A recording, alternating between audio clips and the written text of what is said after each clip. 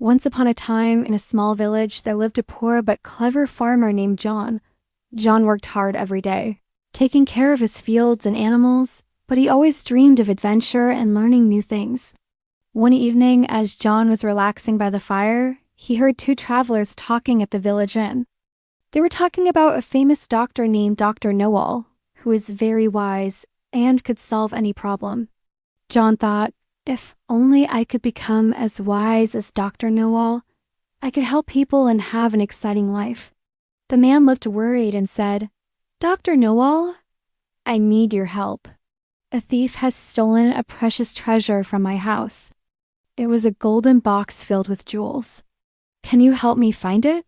At first, the villagers were doubtful, but they were also curious.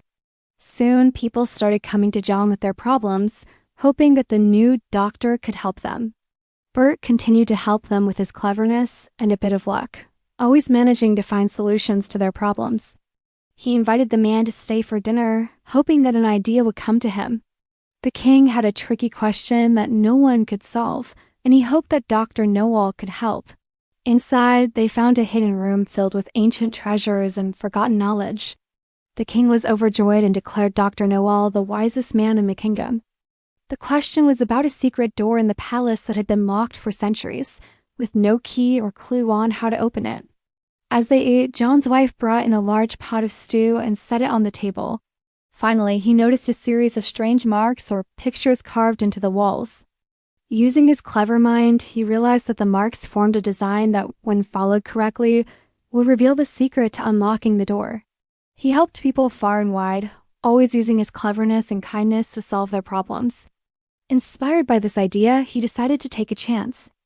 The next day, he sold his cow to buy a big, fancy book, a long robe, and a tall hat, just like the ones the doctor wore. Bert dressed in his new outfit and hung a sign outside his house that read, Dr. Knowall, wisdom and help for all. He meant it as a comment about the stew, but the man's eyes widened in shock. Trying to stay calm, John nodded wisely and said, I know many things, good sir. Return the stolen treasure, and all will be forgiven. He thought John was talking about the thief, and he quickly said, How did you know I was the first to take a bite of the stolen treasure? One day, a rich man arrived at John's door.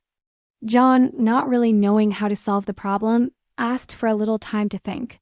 Just as the man was about to serve himself, John whispered to his wife, This will be the first bite. John realized that the man had accidentally revealed himself as the thief. The man, now frightened by John's seeming knowledge, quickly agreed and promised to return the golden box and jewels.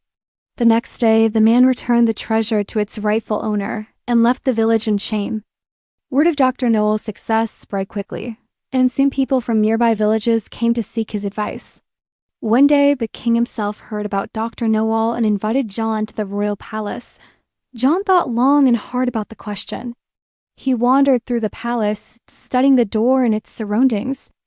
John carefully traced the design, and to everyone's amazement, the door slowly creaked open. John, now truly Dr. Knowall, continued to live a life filled with adventure and knowledge. And so Dr. Knowall lived happily ever after, proving that with a little courage and a lot of wit, anyone can achieve their dreams.